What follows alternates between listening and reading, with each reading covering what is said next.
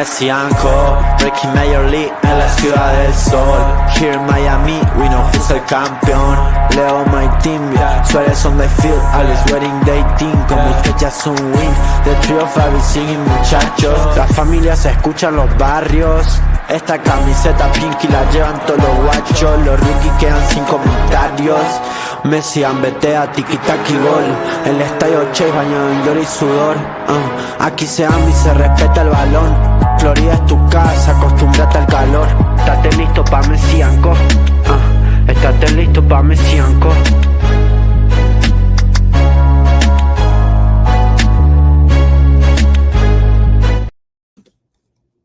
Hello, everybody, and welcome to another live special edition of Messi Co.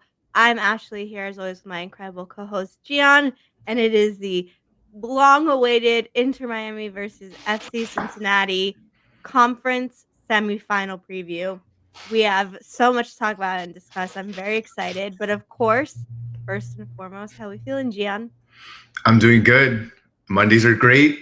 Mondays are amazing. We get to talk about Inter Miami. We get to hang out here and chat with everybody. We get to see our faces, especially when there's no games in between. It's been going to be a couple of weeks since the last game. So I'm excited. I'm really excited to talk about the farthest Inter Miami has ever gotten in a playoff series against an incredible opponent away from home. Like, this is, I feel like, the beginning of a crazy story. So I'm just excited to talk about all of it.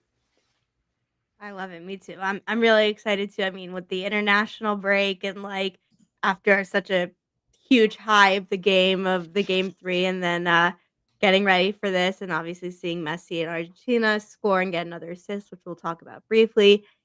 I've just been getting more and more excited for this game and it's going to be Sunday. It's going to be here before we know it and it's really, really exciting. Yeah, it definitely is. It definitely is. I remember the last game that we were, it was just, I mean, the crowd against Nashville, against our rivals. I call them our rivals now just because of the fact that we played them so many times. Like, we played them 4 times in a row. We met in Leagues Cup Final. Like, this is a rivalry in the brewing. And I felt like when we played against them, it was the crowd. You could feel it in the crowd. The players were amped up. And I feel like this is going to take a step even bigger step. I feel like the players are really going to feel this one going against Cincinnati. And I don't know. I'm just excited. It's like it's such a formidable opponent. It's such a great matchup. It's 2 different types of teams. Like, there's just so much going on between 2 different offenses, 2 different types of defenses. You got a matchup of Messi versus Evander. Like, there's a lot of storylines and a lot of cool things to talk about, which is just something that you want. Like, in these types of matchups, you don't want a boring semifinal. Like, this will be fun to see. No, I totally agree. It's going to be a good one every time we play Cincinnati. It's a good energy and atmosphere. And to your point, there's a lot of topics to get into. But before we get into the game itself and the matchup, this show is called Messi Co. So I think it's important that we mention Messi goes and plays against Angola, obviously with the Argentinian national team, and gets a goal and assist. Light work for him with the travel and everything. Obviously, we spoke about in our last episode the fact that he just showed up in Barcelona at the Camp Nou and just like all of a sudden we're like, whoa, what are you doing there? But him and Rodrigo de Paul go for the international friendly and he puts on another great performance. His form right now is just like really untouchable. It's crazy. Like, it carries on. It's not just an MLS. Like, anywhere he goes, he just puts on a show for everybody. And I watched the game. Well, part of it, the highlights. I watched the game. I wasn't able to catch it live. I watched some of the highlights now, actually, before getting on here. And just a really nice pass into Lautaro Martinez for the first goal. And then Lautaro Martinez returns the favor and gets a pass into the box into Messi. Messi controls it, turns around, and rifles a shot in. And it was just, it's what you come to expect from Messi.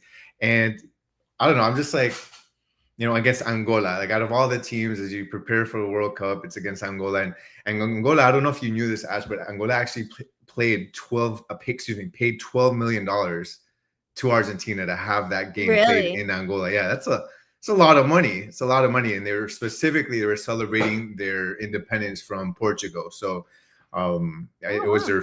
their 50th anniversary, so they tried to make it a whole ordeal. You bring in Argentina, the World Cup champs. You bring in Messi, put on a show in front of 50,000 that were in attendance in Angola Stadium. So it was a party there, and Messi showed up and he did it. And I think that despite it being a friendly, it's great to have him kind of continue to put on these performances ahead of what's going to be a crazy matchup against Cincinnati. And the best thing is he played a lot and he didn't get injured, which is the most important thing. I know. Knock I, on wood. Knock on yeah, wood. knock on wood, he didn't get injured. But it also begs the question, like, do you want your players traveling like this much during the break, and that's, I've seen opposite sides of the conversation. So you're like, bro, just stay at home, relax on the beach in Miami, like, but it's a give and take, because you didn't relax, but you maintained yourself in tip top shape and in form, in goal scoring form, and I think that's good for Messi. Yeah, I agree. I mean, I think what it shows with Messi, I think your points are valid, and sometimes I'm like in the back of my head, I'm like, oh no, just like stay good, stay healthy, don't all this stuff. But the fact that he still has that same passion for the national team, and again, like we said, Argentina, you know, defending champions of both the World Cup and Copa America, and that he still starts and plays at such a high level could only mean good things for him at Inter Miami. Like it really could. And so gonna just take that energy and we'll see it uh for the match. What's up, Nick? I see we have Aloha friends. Are you based in Hawaii? If so, that'd be cool. But yeah, so in the end, we don't have to worry about the if, ands, or buts. He went, he came back, scored, assisted, had a good time, went to Camp Nou. Everything's great. And so now he's here and ready and fully focused for this game against Cincinnati. And I guess we should get into that because there's a lot of components to talk about with this game. Starting with where it's going to be, because obviously, unfortunately, it's not a home game for Inter Miami. It's away at TQL Stadium in Cincinnati. It's going to be a difficult atmosphere. It's going to be Sunday at 5 p.m. It's one of the stadiums. It's one of the better stadiums in MLS, and I think it will have like a really big crowd. It'll be exciting, and knowing you're either gonna, if you win, you face either Philadelphia or New York City, a lot at stake. But Inter Miami and of course Messi have performed on big stages and hostile environments their whole career. So, what are you thinking about that? I think it'll be a good atmosphere regardless, and a great stage for that kind of match. Yeah, of course, TQL is a great stadium to play in, and I think you bring up a good point. Like, it's a hostile environment, definitely, and the crowd is going to be crazy, and Cincinnati has a great fan base. But at the end of the day, you're talking about players that have played in these types of atmospheres. If you want to just focus on the top five right now, or the five all stars that we have, you talking about Busquets, Jordi, Messi, Suárez, that have played in Camp Nou and In the most hostile Bernabeu, environment. yeah, San Siro, like all these different stadiums and playing in Champions League games. So at the end of the day, whatever stadium they play, it's not something that they haven't played for. They know how to control their nerves, how to control their emotions. And look, as great as TQL Stadium is, it's not anything that it's not remotely close to some of these other historic stadiums that they've played in. So I don't know how much of that will be a factor, but it's definitely a cool stadium to play in. And then you talk about the other players, right? Outside of the five, which I actually forgot to mention, the Paul also somebody that's played in some of these top European, Even international, think about when they played in Brazil, Uruguay, exactly, Ecuador, etc. Like that's really talk about a hostile environment. Yeah, you talk about playing in El Maracanã, like that's insane. And I think that Messi and De Paul, I'm not 100% sure, but I think they've even played in La Bombonera, where Boca Juniors plays. I think Argentina maybe had a game there. I'm not sure, but yeah. And then like I was saying, outside of those players, you're talking about Inter Miami has played in against top teams in the Club World Cup. They've had to go and play in Mexico, like play some of these incredible stadiums that Mexico has, where you're talking about 60, 70, 80,000 spectators. TQL Stadium, I believe, only has a capacity of 20 something thousand. It's 26,000 fit in TQL Stadium. So, I mean, it's a nice stadium, but at the end of the day, these guys have played in crazier stadiums, crazier atmospheres and situations. So they'll be up to the task.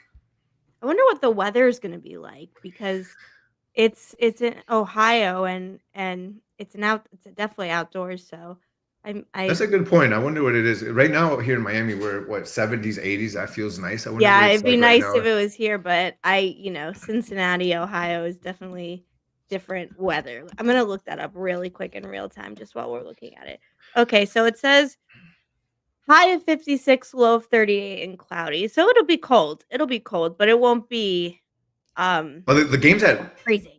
during the daytime, so luckily it won't be I Right. think the coldest. Like if you're talking about a low of 38, it's probably not going to get to 38 around 5, I assume. Like if it's going to be 38, it's probably later 40s, on at probably, night. yeah. So luckily it's a earlier game, something earlier than what we're used to. They're used to seeing like 8 p.m. games, 9 p.m. games.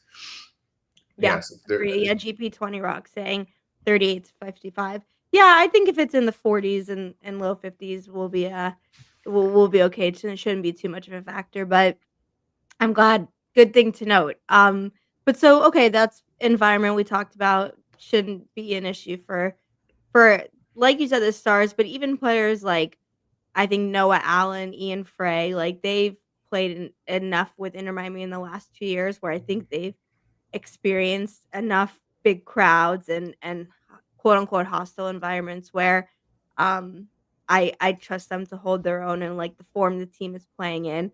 I'm hoping it won't be a detractor, but if anything, just like a motivation to play your best and to enjoy the stage. And they'll be sharing the stage obviously with um a player that is very well known in MLS outside of Messi, which is Evander. Has been a potential MVP multiple seasons now. Um, One of the best players in the league, like I said, and is pretty good. So, how do you think the Messi versus Evander matchup's going to kind of be? dude, you're talking about two powerhouses, two all-stars. Obviously, I'm not going to put Evander on the same level as Messi by any means, but it's two guys Better hair, that I think, are it's two guys that basically are the motors behind their teams, the guys that their team depends on when the game is, very close, when they need that special player to come out and bring them out of whatever they're going through. Like these are two guys that are always in the MVP talks and voting. Obviously, Messi's about to win his second MVP, but Evander's always there in the conversation. So I think it's a great matchup. You're talking about watching let's say a Michael Jordan, if it was NBA, Michael Jordan versus I probably shouldn't have got myself into this conversation. Allen Iverson, maybe. Maybe an Allen Iverson. Like if I would have said Kobe, people We're talking about would like, practice. Oh my God, remember that episode last year when we were going through that? Yeah, but no, you're talking about Michael Jordan and Messi versus another top 3, top 4 guy in MLS, especially in that position. He's their number 10. So I think it's going to be incredible. You look at some of these stats. I mean, Messi is just in round 1 versus Nashville, 5 goals, 3 assists. That's crazy. Like 8 goal contributions, 8 in one playoffs. Like if you would have told me 8 goal contributions in an entire playoff run, I think that's crazy. Like that's insane. 5 goals, 3 assists, all the way through, throughout the playoffs and the final. That's an insane stat line. But if you just say that's only in one series, that's crazy. So the fact that Messi has been playing progressively better and better and better and just in time for this matchup is crazy. And then Evander has 33 goal contributions this season for Cincinnati. He ranks, I'm going to give you a few stats here on Evander that are really, really good. So one, he ranks in the 99th percentile for non-penalty goals among midfielders. So he has got a lot of goals from the run of play. He's 92nd percentile for expected assists, 89th percentile for progressive passes, 93 percentile for through balls, 95th percentile for passes into the penalty area. That just shows how dependent they are on him to create plays, to get players running into space. Like, look at that. Through balls, passes into the penalty area, progressive passes, almost all within the 90th percentile and up for all of those metrics. So the fact that it shows you how dependent and how good that Evander is. But really, like, Ash, who are we giving the edge to? Like, despite everything that you just heard about how good Evander is, who are we giving the edge to in that 1-to-1? Who means the most to their team? I mean, I'm posing the Probably question. Lionel Messi. We all know the answer, but it's just so we can hear it. Just so we can hear it, Ash. I'll say 48 goal contributions versus 33 greatest of all time. I'll probably take Lionel Messi. Of course, 100%, 100%. That's the difference maker between this team. But I think it's important to note that you've got a really great matchup here, not just between the teams, but between the two top dogs, two guys in MVP talks, and both of them just playing insane going into this playoff series, going into this semifinal. It's going to be a show, and that's what we're here for. We're here to watch a show between two incredible guys. Well, so I think that's a really good point, and I would say outside of Evander, who are other players for Inter Miami and even Cincinnati that can make a really big difference? I mean, I think this Rocco is the key. He's a talisman. Well, I don't know about that, but I will say the defense in general and the goalkeeper are huge for this game. And like, obviously our attack has been great. We're seeing Allende in great form, obviously Messi in the best form. Suárez, in big games, you still expect him to show up. Jordi Alba right now playing at such a crazy high level. It's that part I'm not really worried about. It's about the defense and midfield, the DePauls, the Busquets, the Ian Freys, the not Cello, sorry, Maxi Falcon, etc. Noah Allen having to make sure they're playing at a good level, shutting down Evander, shutting down the Cincinnati attack to be able to keep the game. Yeah, look, Evander leads Cincinnati in shots, in goals, in assists, in key passes. He leads them in everything. If you're able to shut him down, it's tough in and of itself. But if you're able to somehow, if you're able to somehow control him just a bit, you're going to cause major damage for Cincinnati. But then outside of Evander, I mean, there are 10 other players on that team. You're talking about who else has the most shots and the most goals outside of Evander. That's Kevin Denke. He's got 15 goals compared to Evander's 18. And then you talk about assists. You've got Pavel Buka, who also is right second behind Evander with 7. So those are two guys that you're going to want to also watch out for. So it's not just Evander, but it's Denke and Buka. Those are two guys that are a big part of that offense, a big part of driving and opening the plays for the teams, scoring. So I think that those are two other guys that you're going to probably want to watch out for. Lucas Engel is another guy that's able to make key passes. Luca Orellano also, like, they've got a really good team, and it shows. And I think that we'll probably talk about this in the next topic, but just the fact that this team, with the players that they have, they're players that don't give up either. Like when they played against Columbus, I mean, they won and then they lost 4-0, and they were able to come out of that. Like we talked about that earlier, I think in one of our, or at least we mentioned in one of our other episodes, how difficult that is mentally to beat a team and then lose 4-0. Like that's not a close game. And the fact that they were able to come back and bounce back from that with these types of players, I think it speaks a lot to this team and how it's not going to be easy at all. 100%. And that's a good way of putting it. So like, how would you categorize, like you put here, the historic attack versus the grind? Like, how does that balance out? How does that even out in a head-to-head match? Yeah, I mean, you talk about a historic attack, you're talking about Inter Miami. You're talking about some of the best to ever play the game in their positions, especially Inter Miami is very top heavy. We know that the defense at times has been questionable. We've seen, and it's in part the personnel defense wise, but a lot because of the style that Inter Miami plays, where they lend themselves to counterattacks, and sometimes they don't have their midfielders in the right place to be able to absorb that counterattack and that pressure. But up front, the attack is historic. The numbers that they've been able to put up. You talk about players up front with Suárez. And Suárez maybe not scoring as much as last season, but him kind of facilitating and being in that playmaking role and still being able to score. and help in that area. You talk about Messi, you talk about a Tadeo Allende that we criticized earlier on in the season for missing easy shots in front of goal. And the fact that we were saying how many goals this team would have if he had just put in half or even a quarter of the chances that he had.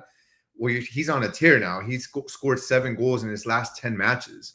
Like, that is an insane attack to think about. Then you throw in Jordi Alba, who is a left back that is basically another striker up front. And now the emergence of Baltasar, and now you have Silvetti getting in minutes. Like, man, like the options for this team are honestly incredible. Yeah, I agree. It'll be a fun one. Wow, Austin reposted us. Shout out to Austin. Oh my God, sweet. Austin was the OG, the founder of Messi Co. And man, we miss Austin. Austin. I know he's out of the game, and I know he's not doing much. But man, if he ever wants to swing by and jump on an episode, that would be amazing. Honestly, yeah, that's so 100%. Cool. 100%. But so yeah, that's Inter Miami. They have the 3rd best expected goals per game recorded in MLS history since 2013. I mean, we've seen them. Like, they don't just beat teams; they honestly are just when they're on, manhandling. Like, they're manhandling them. I like manhandling. And then, what the hell did I say? Mandarin. I don't even know what the hell I said. So yeah, they won 20 games this year. 16 of them were I'm talking about Cincinnati. Cincinnati's the difference here. They're more of like the grind team, as we have in the topic. They're more the team that they're not just absolutely there I go with the same word. Like manhandling. They're not manhandling the teams. The games are a lot closer. They're grinded out games. They're games that are, as I was saying, they played 20 games this year. 16 of them they won 20 games, and they won 16 of them by 1 goal. So the difference really isn't a lot. Yeah. And that just, some may see that as a weakness and say, oh, okay, they're not that good offensively. I would say maybe they're not the best offensively from the sense where they're just scoring that many goals, but it also shows how gritty of a team they are, how much they fight, and how you can probably expect this series, as we go into the final predictions later on, how you can expect this series to go as far as being close, right? And yeah, I think it'll be a really gritty, tough fought game, and a game where Inter Miami is probably going to have to score early. Like, I think we've seen these games where Inter Miami goes in and they're not playing that good, and then they try to turn it on right at the end, right? Mm-hmm. And then but this is one of those teams that you don't want to do that. Like, you want to get in early, you want to take the lead, you want to be able to control the game from the beginning, and that'll be important against this 2 different types of offenses, right? Completely different. Yeah, well, and that's a really good point, because one of the things that Cincinnati is good at that we are not good at, and that has been a trouble for Inter Miami this whole season, is set pieces. And that is something we can't lose the battle on. It's like, I think of like the football and basketball equivalent, where it's like, you can't lose this turnover battle, because that's how you lose games. I think for Inter Miami, you can't let Cincinnati have multiple set piece opportunities, and you cannot let them score on them, because that has been definitely an Achilles heel for this team. And that could separate a game, that could make a game flip on its head. Yeah, look, the times that there have been times where this team looks good defensively from the run of play, where they're able to control the counters, where they're able to have Busquets and have the ball clog up that middle and draw the teams out wide, and then just have trouble scoring on Inter Miami. But the times that they have scored when we've looked good defensively have been from set pieces. And that even happened to us against Nashville, like in this last series. In that game where we lost 2-1, I believe none of those came from the run of play. One was a penalty by Sam Sturridge, and then the other one was Josh Barr, and that was a set piece. And so you look at that game, and it's just kind of a bit misleading, because you're like, okay, damn, we lost 2-1. Man, this defense sucks. This defense this defense that. But at the end of the day, it wasn't the defense. Like, the defense really didn't allow any goals.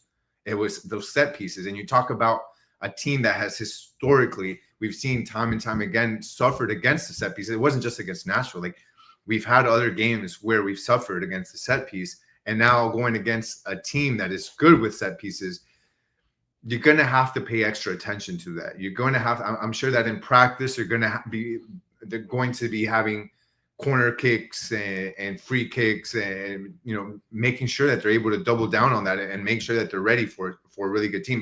We saw Evander, like, he's going to be able to get balls into the right areas. And you talk about also, when you talk about set pieces, like aerial balls, like that doesn't only come from the set piece. So, like, those are things that they're going to have to practice for and be ready for, when just from the run of play, those crosses into the area that guys like Evander and others can do on that team to be ready for it. So, Yeah, and I mean, the height issue has been an issue for Inter Miami, but, like, in these set pieces, you need to have, like, Ian Frey, Sergio Busquets, and Suárez, have them in the box, active, ready to beat their man and head the ball out. I mean, it has been an issue because obviously when you see Maxi Falcone and Noah, who have been so great for us in the run of play, obviously a height disadvantage, and Jordi Alba a height disadvantage. Like, it's just really important when you're getting to this stage of the playoffs and it's like these win or go home games, you have to make sure every area is accounted for. And so Inter Miami, I'm sure, like you said, have been practicing it, and since they won game 3, the coaches being able to have this time during the international break, making sure that all the things you can control, you control and you do the best version of it. yeah, and talking about what you can control how you play outside the area and making sure you don't make these silly fouls. We've seen sometimes us get fouls right outside the area, right outside the box, whether it be closer to the corner kick or towards the top of the box, when players aren't even looking and they have their backs turned against the goal. And those are the silly ticky-tack fouls that you need to avoid as a defense, as a midfield. You can't give these type of set pieces to a team like this. You can't give this type of set pieces to Evander that is good with them. I mean, this is an interesting and probably a surprising stat for many, but Evander actually beats Messi in set piece goals. Evander has 3 this season compared to Messi's 2. So do as best you need to play defense aggressively. You need to play smart, and part of being smart is making sure you're disciplined. Exactly. And it goes back to what you said about our height. Like, there's a taller defender out there. Unfortunately, he's not disciplined, and hence why he's on the bench, right? So True enough. Exactly the type of fouls that we're talking about right now. Yeah, no, it's true. I mean, it's true. There's so many factors going into the game. I feel like we're still only scratching the surface. Like, and when the time comes, I mean, what do you think? Like, what do you think is going to happen? First of all, who do you think is, in terms of starting, do we think it's going to be exactly the same lineup, but instead of Silvetti, it will be Suárez? Besides that, everything else will be the same setup? I 100% think it'll be Suárez. I 100%. Trying to look at, I want to see something. But Silvetti could be a huge, like, second half, make a huge difference from coming off the bench like a freaking firecracker. Oh, 100%. He's a guy that you would love to have off the bench because he brings energy from the beginning. The fact that you can have him there to bring him in rested once everybody else is tired, and with his speed, with the legs that he has, his ability to dribble past defenders, I think it's huge for them. So yeah, our last game, 4-0 against Nashville. I'm gonna go over the starters. We had obviously Rios Novo in the goal. Then we had Noah, Allen, and Falcón as our center backs, and then our full backs were Alba and Frey. And then in the midfield we had Tadeo Allende, De Paul, Busquets, Baltasar Rodriguez, and then up front we had Messi and Silvetti. How that really played out though was Messi playing a lot more of a false 9, and then you had Tadeo Allende, Silvetti, Rodriguez, basically at times like a line of 3, where Messi was just floating in front of them. Then he'd be between lines, between the front 3 and Busquets and De Paul. Like, Messi was free flowing, and a lot of times it was Silvetti and Tadeo Allende in attack. And I really liked how that was. I like, what I like more about that lineup than anything is the amount of, I think, pressure that we put on the as Nashville was trying to build out of the back. I think we saw a lot more pressure. Not to say Suárez doesn't. I think Suárez does a good job, but Just with younger guy like Silvetti in there, I think we saw a lot more pressure on there. I like that a lot. And you had guys that are fast, that were able to make runs into space, and I think that showed a lot. But at the end of the day, Silvetti, as I think he's started maybe 4 games actually, something like that. He's a young kid. This is a semifinal, and I think you need the experience of a guy like Suárez. So we'll have to see how much he plays at the end of the day. Like I don't know how long he'll play. He'll probably play the entirety of the game, but Silvetti's there when you need him, and he can make a world of a difference. Yeah, and I mean, this is a good point by GP20 Rock. Like, if the game goes past 90 minutes, like having the subs that make a difference. Obviously, like if we have a Silvetti coming off the bench, we have Segovia coming off the bench. Like there's plenty of good reinforcements for this team. But it's just about throughout the whole game, establishing, I think, possession, establishing strong defense, trying to get balls over the top. I mean, with Suárez, not the same speed, but when you're Cincinnati, if you see Suárez get an early shot or set up Messi for an early shot, you're nervous and you're playing differently from the beginning of the game, and it just takes a minute of or I'd even say a second of Messi brilliance and Suárez brilliance, Alba, etc. I mean, also we have to remember this could potentially be Alba and Busquets' final matches. We hope not. But everyone's gonna be playing at a high level. Rodrigo de Paul too, who we haven't mentioned that much. I mean, like I said in the match, the game 3 versus Nashville, I thought he was awesome, like amazing. He played so good. He was everywhere. He was able to set the team up and cover all the spaces. And if we see that again, and you let Messi and Suárez Allende be free flowing and get their chances, it makes a huge difference for this Inter Miami team and how they are able to attack relentlessly. Yeah, I think this Nashville series was the kind of the awakening for De Paul, right? We have I at least I know I heavily criticized him and his performance. I know that he comes in, without he doesn't get that full preseason. He doesn't get, I think maybe he wasn't ready when he came in, but as he starts to get more games under his belt, you can see him kind of progressing. And I don't think he's exactly where he needs to be or where we want him yet, but I think he's taken a big step forward in this Nashville series. I think he's running more. He's getting his legs under him. At times he looked tired earlier on in the season, and he's really been chasing after the balls. His passes have been more accurate. He's been better. And I think that, again, is just part of getting your legs under you. So I'm happy from what I've seen, at least the last couple of games. And I think that if he can carry that on to the season, you're going to need it against some of these really good attackers on Cincinnati's team. And then you talk about another guy that stands next to him. His name's Busquets.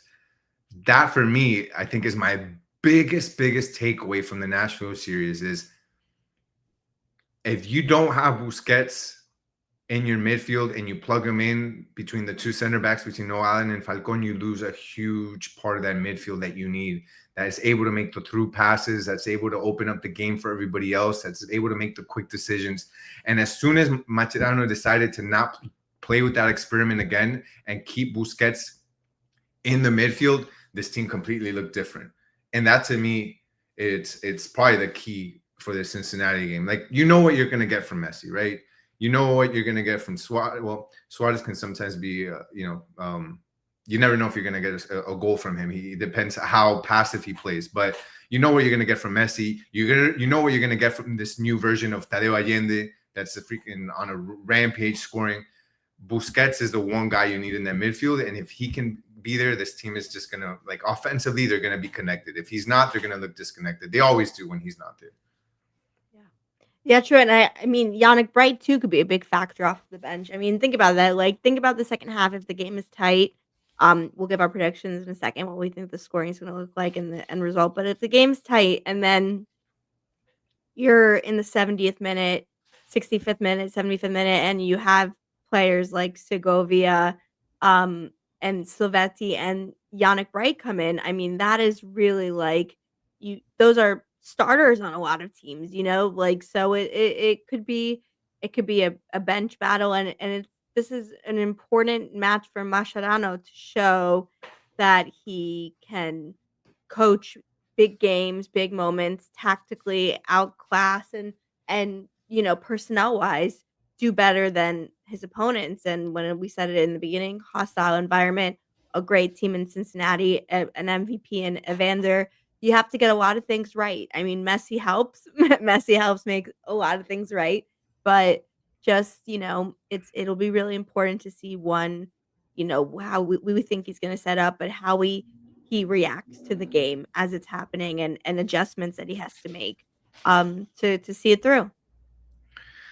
Yeah, I mean, I was about to say it's going to be a close game, but every time I say it's going to be a close game, I don't even know what the hell I'm talking about anymore. I said the last game against Nashville was going to be a close game, and it ended up being 4-0. So, but look, there's a big difference. These teams are evenly matched. I feel like obviously the big difference is we have Messi. The other difference is this team can look ordinary for 70, 65, 70 minutes. They can look lackluster. They can look ordinary. They can look like they don't have enough to get it through. And then someone decides, you know what? I'm going to take over. That someone is Messi. And we've seen that happen over and over again.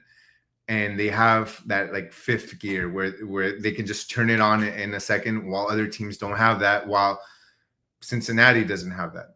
They'll grind through the entirety of the game. They don't have that one extra notch on their belt, that one extra gear that they can put. And Miami has that. Miami will surprise you like that. And we've seen it many times. And then part of that, having that fifth gear, is not only having Messi on there and collectively as a team, but you talk about what a blessing it is to have these type of players on your bench. Ash, you said it, like having a Yannick Bright on there, having Telasco Segovia, started from the Venezuelan national team, having Silvetti, a young kid from the U20 Argentina team. Like, to have these guys on the bench for that extra, you need an extra burst of energy. You need to lock in the midfield. You need, like, whatever scenario you have, you've got a guy that you can plug in and will fit that need. And I think that's something that puts Inter Miami over Cincinnati. I mean, I have a really good feeling. Transition. Let's talk about it. I mean, this is, I think, honestly, a great way of saying if Messi is rested, no worries. And look, we've watched Inter Miami over the last few years, and we have predicted, sometimes rightly, sometimes wrongly, how they can perform and what they perform at. And knock on wood, you never know what's going to happen. That's the beauty of live sports. But let me tell you something right now: Messi playing at this level and this good, and injury-free, consistent, the goals and assists he's had, and the stakes of this game. Because I mean, I said it earlier, but look, they know it's Alba and Busquets that are gonna be retiring, and they want them to play. They want to do as much as they can. They believe in this team. Messi just extended. It's a big moment for this team, and this playoffs is really important to say how the season was as a whole. And so I just think more than ever, like, I don't know. I don't know how you can bet against Inter Miami, how you can bet against Lionel Messi. I think Inter Miami are gonna win, and I think they're gonna win by maybe 2 goals, because I just think right now, and it's no slight on Cincinnati, because Cincinnati is great. And when we do our live stream next Monday, the day after the game, and being able to say in real time, you never know what could happen. Evander is a huge X factor. TQL playing there, it's gonna make it a great atmosphere. I just don't know how right now you can bet against Messi. You just can't. You really can't. More than ever. Yeah, I agree with you. You can't bet against Messi, but I'm still trying to figure out how close this game is going to be, and the fact that I feel like it's going to be a grinded out game, especially because it's going to be away from home, and the fact that Cincinnati has played really good at home as well. I'm gonna, you know what did you say again? What was your score? I didn't say. I just said that we were gonna win by 2 goals. I will give my score prediction, which is, I think it'll be, I think I have my safe answer, but I'm gonna go with my unsafe answer, which I think it's gonna be 4-2. I think it's gonna be Jeez, a banger. 4-2? Yeah, I think so. Wow. Okay. I hope it's I 2-0 or 4-0 and Inter Miami do what they did in the Nashville game, but I just think at home like Cincinnati, Evander, like I said, you got to give them a little bit of respect. And so because of that, I do think they'll score. But I think Inter Miami will score much more. Damn, 4-2. That's a lot of optimism. I love it. I have that same optimism. I just think 4 goals away No, from it would be home a heart attack game for sure. is insane. That's insane. I honestly, damn, it's like, should I go with the side of me that is an Inter Miami fan, or should I go with the logical side that says this is going to be a tough game in Cincinnati? I'm going to go with the logical side, and everybody can hate on me, whatever. I don't care. I'm going to go. It's 2-2. And then, yeah, it's gonna be 2-2 tie. Penalties? Yeah, 100%. Inter Miami wins in penalties. That's what I'm going. Gian, I don't want that. Don't put that into the atmosphere. That's gonna give me I a freaking think heart it's gonna be that. palpitation. I honestly think it's gonna be 2. Why can't you agree with your wife? Look at Anna, 3-1 Inter Miami. That's a great score. Real Deal gave the same score. Like that's 4-2, 3-1, 2-0. Like that's a score. 2-2 in penalties. Do you want me to like be under the covers hiding? I mean, oh my God, my heart. It's because it's gonna be. I don't have a good heart. I mean, for God's sake, like. You also don't have a good heart. Game. We both don't have good hearts. We can't risk this. It's gonna be a tough game. I'm telling you. I think that you have because you're facing Evander, who is a top 3. I think was he top 3 in MVP or top 4. You're talking about a team that is gritty, and a lot of their games are close. Like a lot of, as we said, out of the 20 games that they won, 16 have been by 1 goal. Heart attack Herons. That's what people say, right? Heart attack Herons. I really think it'll be close, 2-2. I think that, and look, it's never fun to see your team be in penalties, but once they win in penalties, that's when it feels so damn good after the penalties are over. But between there, you're shitting, you know what? Oh, wait, actually, I said that in reverse. I think you meant that in reverse. It's okay. Yeah. We're allowed to curse. It's okay. Yeah. That's funny. Yeah. But yeah, I mean, it'll be I hope I'm right. That's what I'll say. Yeah. What is it? Miami played them enough. They have their number. Question is Suárez sitting second half. I don't see a world where Suárez sits unless he's injured. That guy will stay in 90 minutes and he'll want to kick the penalty. You said it earlier, Ash. If Servetti comes in, it's gonna be for Baltasar probably. I mean, it's not gonna be. Or Allende, and they changed formation a little bit, but yeah, I agree. Yeah. Jeez, I really messed that one up. That's funny. That is really funny. I think though we've covered every inch of this semifinal. We've talked about all the different components, and now all that's really left is to see the game unfold. I mean, we have to wait 6 days, but I'm just so excited for it. We'll be doing our live coverage. Make sure you're following us on Twitter at Messi Co or X at Messi Co. And I just look, championship DVD. That's my favorite phrase to say. This because this is all part of the championship DVD, and Inter Miami, although away game against a great opponent in Cincinnati, the way they're playing right now, and the team we have, the heart we have, not our hearts, but their heart. I think that we're in good shape, and in a week from now, I think we'll be saying Inter Miami are going to the conference finals, whether it's against Philadelphia or New York City. We don't know yet, but I believe in this team, and I think we can do it.